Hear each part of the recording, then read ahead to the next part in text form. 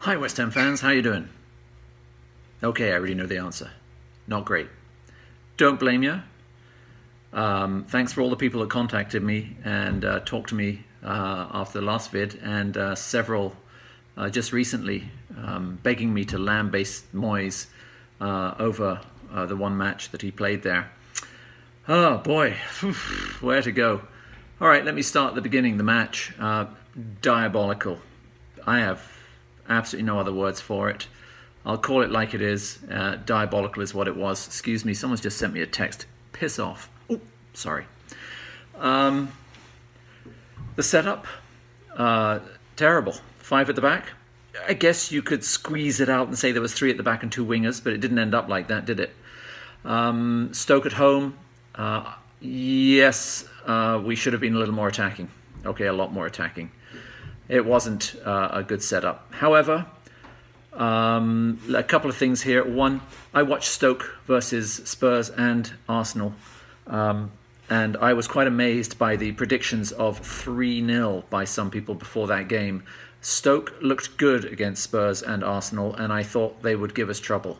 As it turns out, they didn't actually give us that much trouble, not as much as I thought they would. But before the match, I was thinking it might be a draw. The problem is with us as West Ham fans is we have been overpromised and underdelivered. The board have overpromised where we would be, the players we would get, and the competitions we would be in, and they have underdelivered with the hardware you need to do that, the people. We just, I mean, the expense, I'm not even going to go there. Woof, totally underdelivered. And so that has made us quite jaundiced. Me, not as much as some people, and I can't blame those people. They're season ticket holders. They earn their good, hard-earned cash, and then they go and spend it on a season ticket, and then they watch diabolical crap like we saw on Saturday. However, to temper it a little bit, the reason I wait so long before I post after a match like that is because I'm as angry as the next person, and I know that I need to allow myself to calm down and look at it rationally. And like all of you, we are a little knee-jerk right now. We've always had, or West Ham fans have always had, the dark humour, the self-effacing humour, the realists. We've always been realists, but we've always had hope. And some would prefer to lose than see bad football. And for most of the time, I would too, except for now. For now, we cannot go down. And so I guess I can see why Moyes did what he did. I'm not saying it's right, but I can see why he did it. He's a pragmatist. And he came at that match. And if you actually listen to what he said a few days beforehand, he said, I have no intention, or we have no intention of losing too many more matches.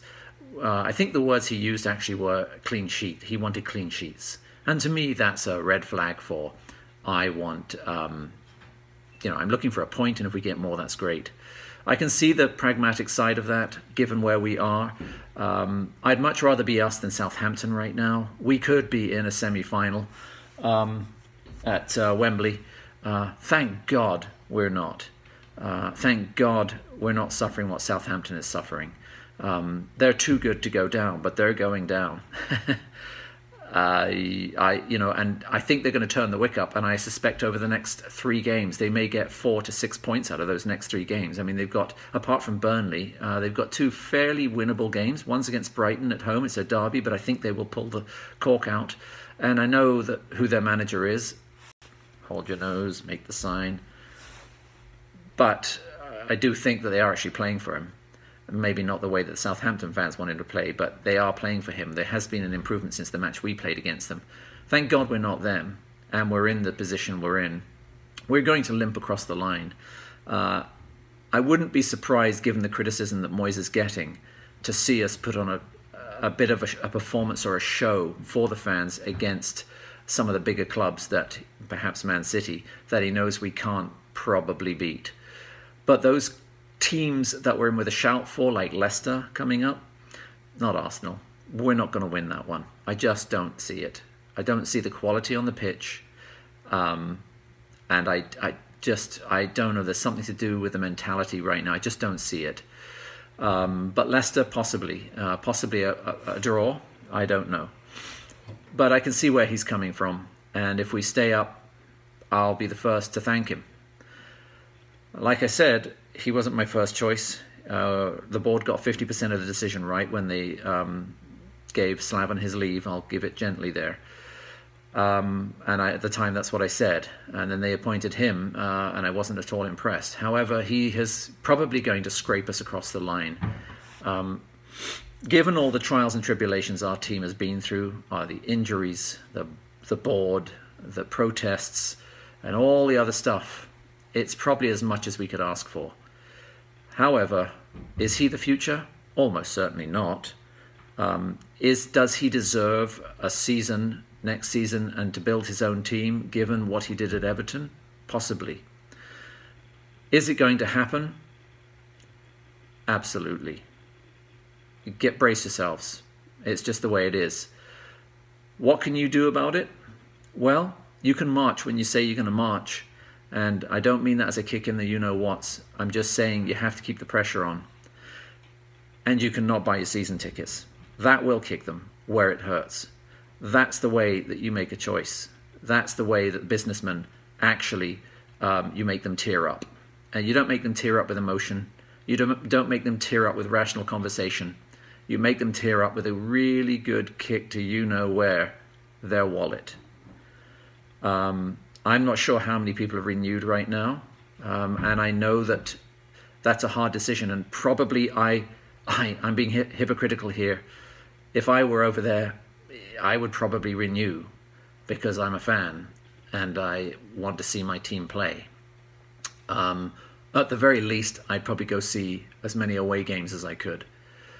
But it's a big ask, and I'm not asking it of you. I'm just saying, if you want to make an impact and make a change, that's probably, in my opinion, the only way you're ever going to get the board to listen to you. They're already reneging on the director of football.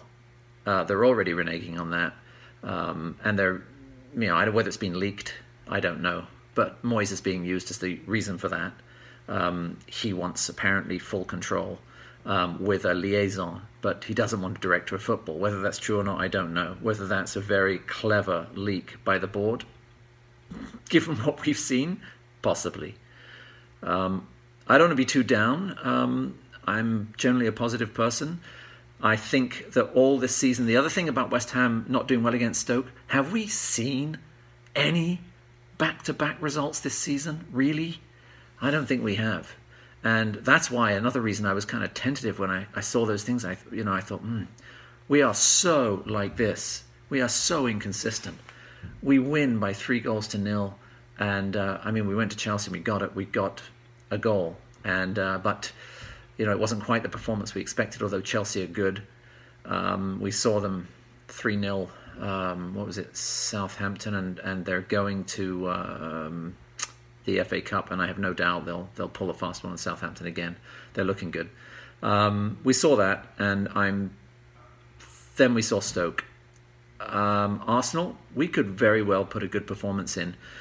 I'm not sure how much goal difference counts now. I think it is raw points. I think if we got to 37, we would be absolutely lock, stock and safe, absolutely. 35 is still a bit iffy. Some of those clubs could still turn it around. I think Southampton have Swansea, Brighton, Burnley. No, I'm not going to get anything against Burnley. No one gets anything against Burnley. But Swansea is a good chance, 3 points. And Brighton, because it's a derby, and I think it's at Southampton, they will be up for it, 6 points. That puts them on 34, 1 point behind us. Then goal difference counts. So who knows what we're going to do at the other clubs. A quick squiz about the actual substitutions in game. Too long with the substitutions, have to agree with what people said. Didn't start Chicharito, not happy about that. You know what I think about players coming back from injury. I never think they should be started if we have a good squad and people that can start the game, and they should be brought on just because of our history with injuries, especially to big players that we rely on. Just once bitten, twice shy by that. So I thought it was right that he brought him on when he did last week against Chelsea, and it worked out. He brought him on against Stoke. I think he should have started against Stoke. he got technically, well, no, really, he got the ball in the net, and we did 2 other times. If we had won that match, I don't think we would have had quite so much bite back by the fans about what they saw. And that's the board's fault. We are reacting like that because we have been overpromised, as I said before, and we are very euphoric when we win, and we're very down when we lose. I think, that's why I'm taking time to comment on it. I have to temper what I'm thinking, just because of the season we've had.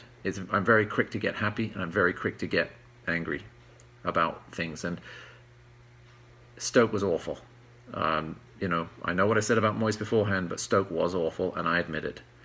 Not too big to take my lumps on that one. Whether he should go, my questions are this.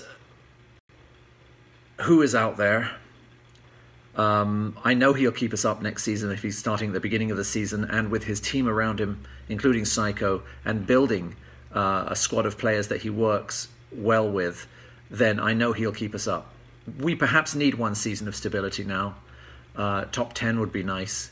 And then from then on, I think we need a young manager who's got the mindset that, his nibs Pep has. And that is, he's moved on he's much better than he was at Barcelona. At Barcelona, he bought big players. Now, he buys players, but he does it sparingly, and he takes the players he's got. And you can name any one of those players, Silva, Raheem Sterling, and changes them. He works with them and changes them. I heard a great interview with the ex-Spuds guy, Walker, and it was on 5 Live. If you can download the podcast, listen to it, about how he works. And a lot more young managers are working that way. And that is, for the long term, that's what we need. For the short term, I think we need to be sorted out. We need our squad sorted out. We need Deadwood out of there, and I include Carroll in that. I'm not knee-jerking that one. Thank you, Andy, for saving us in that game and grabbing a point for us, and I do tip my hat to you.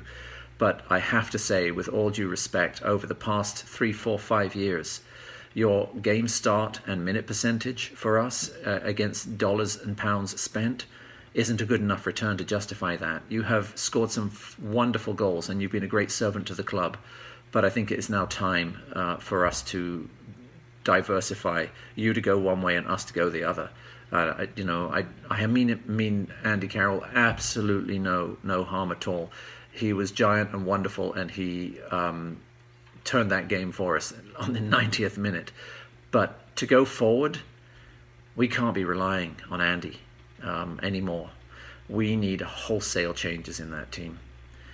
I hope the board listens, maybe not to me, I'm sure I'm too insignificant, but to the absolute disgruntlement of the fans after that game. And I don't think it's all David Moyes. I think it's the whole darn situation. Money